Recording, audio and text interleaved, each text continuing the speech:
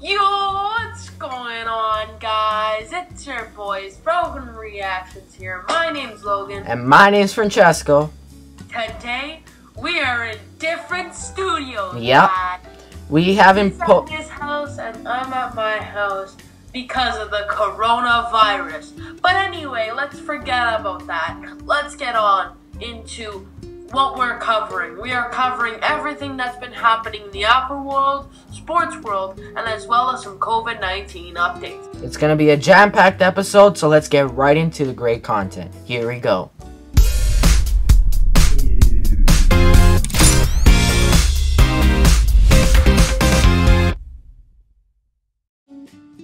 On Tuesday, March 24th, Apple released iOS 13.4, iPadOS 13.4, and macOS 10.15.4.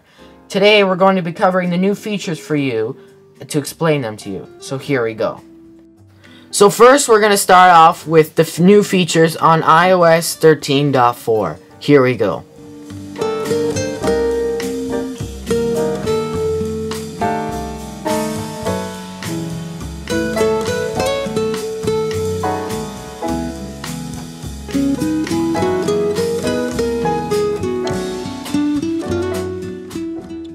First up on the list is the new Mail toolbar in the Mails app. So I'm going to open the Mails app and we'll open a random email. And if you look at the bottom, you'll see the new toolbar menu. So on the previous iOS, this is what it looked like versus the new iOS.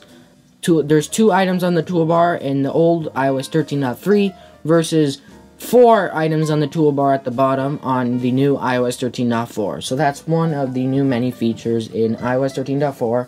On to the next feature. So the next new feature on iOS 13.4 is the ability to share file folders within the File app. Let me show you.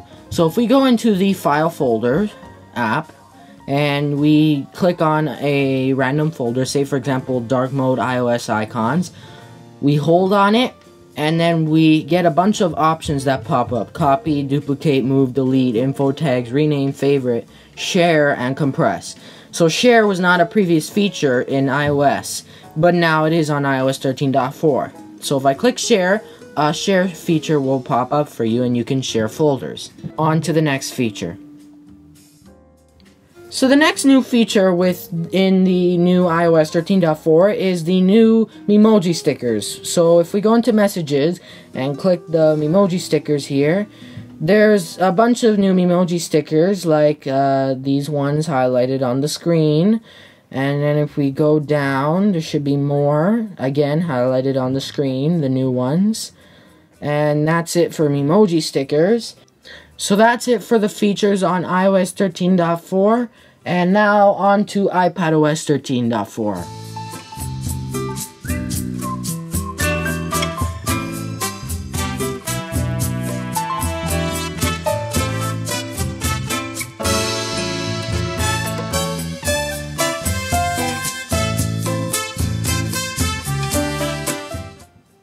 Now we're going to get into the features on iPadOS 13.4. Here we go.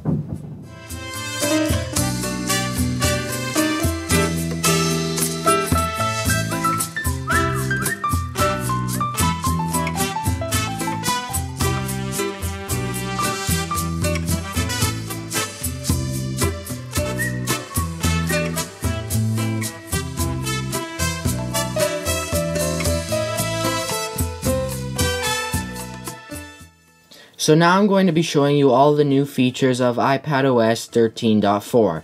So most of the features from iOS 13.4 are the same on iPadOS 13.4 with a few extras specific to iPadOS 13.4. So let me show you. So the first feature is Photo App Shortcuts. So if I go into the Photos app and I hold down Command on my Smart Keyboard Folio, it shows a bunch of commands that you can use within the Photos app. So shortcuts, you can press Command 1 to go to years, Command 2 to go to months, Command 3 to go to days, etc. And many more. So those are the Photo app shortcuts. The next feature is the cursor support. So there's a major new feature on the iPads which brings cursor support like I talked about in the previous episode. If I go to settings and I go to Bluetooth, my mouse should, there it is, so magic mouse. If I click that, it should start to pair, and boom, it's paired. So now if I move my mouse, there you go, there is my mouse. So if you hover on an app, it changes, and like for example, if I click back in Photos, it'll open Photos. I can exit an app. I can go into Control Center right here. I can swipe between apps, between the home interface. I can do many things with this mouse. So I'm going to show you a few different options to customize your mouse. So if we go into Settings, and then we go into General, and then we go into Trackpad and Mouse, you can control the tracking speed. So if I move it down all the way, it's really hard to move from corner to corner. But if I move it all the way up, then it's like really fast. Whoa, that's fast. So I usually like to keep it in the middle. It's a fair scrolling speed. You can turn on natural scrolling. You can turn on secondary click. I like to have my right as my secondary click. If we go back and you scroll down into accessibility, and you go scroll down until you see pointer control, you can have a bunch of different options for your mouse pointer. You can change the contrast so it's a bit darker, which I like to keep it off. You can automatically hide your pointer. I like to keep that on at about 3 seconds. You can increase it or decrease it however you prefer. You can change the color of your mouse. So when you first set it up, it defaults to a gray mouse. But you can have white, blue, red, green, yellow, or orange. You can also change the stroke size so it becomes a thicker outline on the mouse. I like to keep it on the minimum, and obviously my favorite color is blue, so I like to keep it on blue. You can also change the pointer size so it becomes a really big mouse or a really tiny mouse. So I usually keep it at around right below the E in pointer size, and it's a fair size.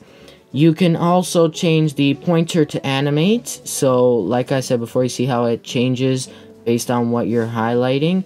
If I turn that off, it doesn't change when I hover over anymore. But if I turn that back on, it changes as I hover over things. And scrolling speed, so if I increase it, it scrolls really fast. If I decrease it, it takes a while to scroll. But I like to keep it at the default setting, which is right over here. And like some hidden features that are with the mouse, which I didn't know at first, but after playing with it for a while, I figured these out. If you just drag all the way down, you'll go right to your home screen. If you go all the way up, you'll go to your notification center. So no clicks, just drag down and you're out of the app. Drag up here, control center, drag up notification center, and many different features for the mouse. So that's it for our iPadOS 13.4 demo. On to macOS 10.15.4.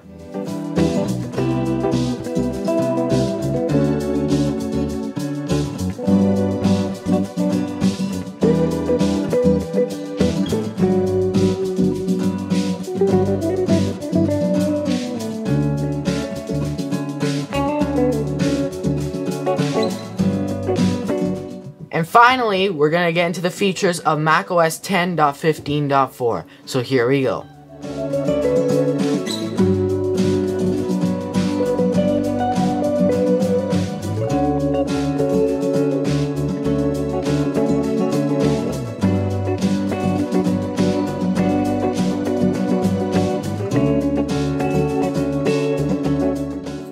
So first we're going to demonstrate for you the newest features on macOS 10.15.4. So the main newest feature that we're going to be showing you is the new Apple Music synced lyrics feature, which they brought over from the iPads and iPhones over to the Macs. It was a previous feature on iPhones and iPads, but it wasn't on the Macs, and now it is in macOS 10.15.4. So if I play a song for you here, I'm not going to put the volume because I don't want to get a copyright strike. But if we click the new lyric symbol in the corner, there you go. So there's synced lyrics. So if I click this, it'll jump to this part in the song. 16, 17, so the song's progressing. And the lyrics are synced as the song goes by. So that's it.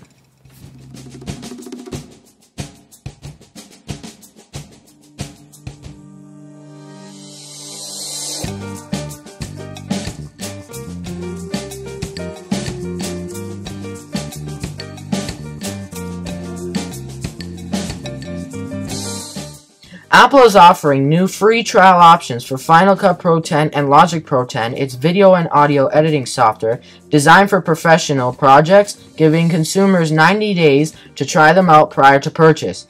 The new longer trial options will be beneficial to those who are working from home, including students who are no longer able to work in a classroom environment, and those who are looking to try a new learning skill. The 90-day extension period will be available for a limited time, reverting back to 30 days in the future. The free trial options are available to all customers around the world. The free trial options can be downloaded from Apple's dedicated websites for Final Cut Pro 10 and Logic Pro 10. I'll put the links in the description if you guys want to check them out. Now onto some Apple rumors. At least one of Apple's iPhones in 2022 is expected to have a periscope-style zoom lens, according to a TF International Securities report by analyst Ming-Chi Kuo, who has reliably predicted Apple's product moves in the past. Periscope-style zoom cameras use a variety of prisms and mirrors, just like a periscope, to increase the range for optical zooming. In a sentence, periscope zoom lenses can zoom in further before losing clarity and detail. They allow a smartphone user to zoom in further before their camera switches to artificial digital zooming, which leads to a huge loss in detail and clarity. Nearly a year after Apple canceled its AirPower wireless charging mat, they have resumed the development of the project. However, there is no guarantee that the accessory will ever be released. Apparently, Apple engineers are attempting to redesign the mat's charging coils to displace heat more effectively, and prototyping is underway. Apple only said that AirPower failed to achieve its high standards, but rumors suggest that the mat experienced issues with heat management and interference. Apple has reportedly held internal discussions about possibly delaying the launch of the 2020 iPhones, quote-unquote, by months, over fears of how well iPhones would sell in the current situation. Apple is monitoring the outbreaks in the United States and Europe and assessing whether a delay might be necessary. A final decision could be made around May at the latest, with Apple perhaps waiting to finalize the timetable for the launch until the work-from-home order for its employees is lifted. Apple discussions are said to be in the early stage, and the fall launch is not, quote-unquote, completely off the table yet. In a worst-case scenario, though, the 5G iPhone could be postponed until 2021. For those who don't know about the new iPhones that Apple is working on, rumors have indicated that Apple is working on 4 new iPhone models for 2020, which will be available at various price points. All models are expected to have 5G capabilities and A14 chips, and higher-end models are expected to be equipped with new 3D camera systems like the LiDAR scanner in the new iPad Pro models. Speaking of iPhones, John Prosser tweeted on March 31st that the iPhone 9 will be announced on April 15th and start shipping out to consumers on April 22nd. This is the tweet confirming the launch dates on the screen. Apple accidentally referenced its rumored AirTags in a video that Apple uploaded to Apple support channel on YouTube on Thursday, April 2nd. The video was first spotted by the blog AppleOsophy, and then the video was quickly removed afterwards. AirTags were mentioned in Settings, Apple ID, Find My, and Find My iPhone under Enable Offline Finding, with fine print that reads, quote-unquote, offline finding enables the device and AirTags to be found when not connected to Wi-Fi or cellular. AirTags will compete with Tile, helping users to track their personal belongings such as their keys, wallets, and backpacks. Apple analyst Ming-Chi Kuo expects AirTags to launch in the first half of 2020, or WWDC 2020. Now on to some sports news. IOC postponed 2020 Tokyo Olympics till 2021. Which kind of weird, isn't it, Francesco? Yeah, it is a bit weird. In 2021? Yeah, that's crazy. I don't know what they're gonna do. But as of Wednesday, April 1st, 7 NHL players have tested positive for coronavirus. I do not know why, but we'll see. 5 of them being Senators players, along with 2 members of the Colorado Avalanche. But the NBA has been more confirmed cases. The NHL has only 7 so far, as we know. Yeah. The Toronto Maple Leafs and pending unrestricted free agent forward Kyle Clifford are mutually interested in a contract extension. Clifford was acquired from the Los Angeles Kings along with goaltender Jack Campbell in exchange for Trevor Moore and a pair of draft picks. Clifford played 16 contests with the Leafs before the season was postponed, registering 3 points while providing a physical element that the team lacked before he arrived. Clifford is one of the 4 pending UFAs on the Leafs books, along with Jason Spezza. He hasn't received a contract offer yet. Tyson Barrie, he's probably going to leave. And Cody Ceci, he's probably going to leave. So the Leafs will probably sign 2 top 4 defensemen. That's been hearing from other websites. But the Toronto Maple Leafs announced on Wednesday, April 1st, that the hockey club signed defenseman Philip Kroll to a 3-year entry-level contract, and defenseman Christian Rubens to a 2-year entry-level contract. The Toronto Maple Leafs also announced today that the hockey club has signed Alex Varlamov to a 1-year entry-level contract for 2020 till 2021. Yeah. Here is some COVID-19 case status as of today.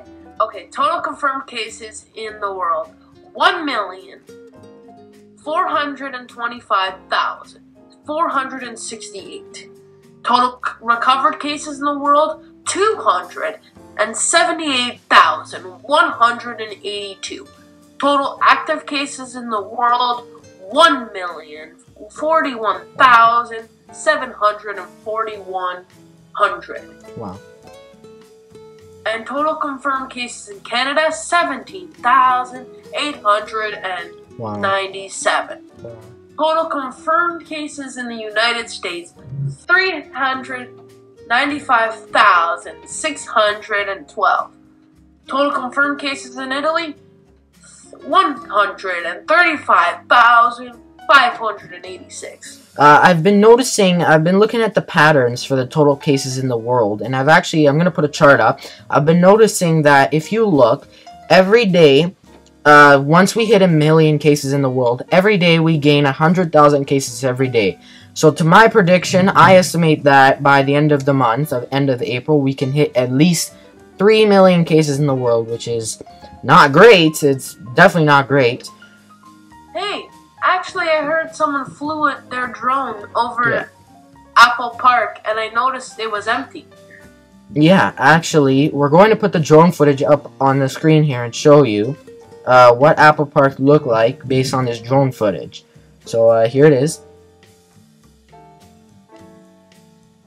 Wow, yeah, you know what? Look at that. Usually Apple Park is jam-packed, employees everywhere, consumers. A beautiful thing. And now it's just an empty Apple Park. Oh, and credit to drone pilot Duncan Sinfeld for capturing this footage. Yes, now, Apple employees worldwide have been working at home since March 8th, though they are likely still employees on the Apple Park campus who have essential roles at the company. Apple employees with non-essential roles are required to stay at home under the Santa Clara County Shelter-in-Place order, which is where Apple's headquarters is based. So, Logan? All YouTube videos worldwide will default to standard definition.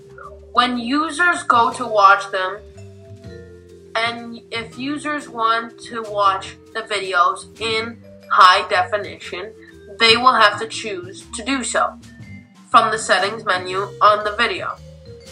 Yeah. So, some Apple COVID-19 news. Apple CEO Tim Cook tweeted on April 5th, that Apple has been able to source 20 million masks through their supply chain. Apple's design, engineering, operations, and packaging teams are also working with suppliers to design, produce, and ship face shields for medical workers. I'll put a link to his tweet in the description down below. Apple announced on Friday, March 27th, that they launched a website for COVID-19. The website allows people to take a screening test to see if you should be tested for the virus or not. You do have to be 18 years of age or older in order to take the screening test. However, Apple gives people more information about COVID-19 on their website that they created. I'll put a link to the website in the description down below, and I do recommend that you check it out. Well, that's it for today's episode. Don't forget to like and comment down below, and also please support us by hitting that subscribe button so we can create more great content for you guys. Don't forget to hit the bell so you get notified when we post a video. And if you guys get us to 1,000 subscribers, me and Francesco, the next time we meet up, we will do a dare for you guys, whatever it may be. Like pour mustard on our head, whatever. We'll take suggestions once we hit 1,000 subscribers. Put in the comments below what we should do if you guys hit 1,000 subscribers. 1K, 1,000 subscribers. We'll do a dare for you guys. So come on, guys, support us. Let's hit 1,000 subscribers. And don't forget to hit the bell. Ding, ding, ding, ding, ding, ding. Yes. And thanks for watching, and we'll catch you on the next one. Peace.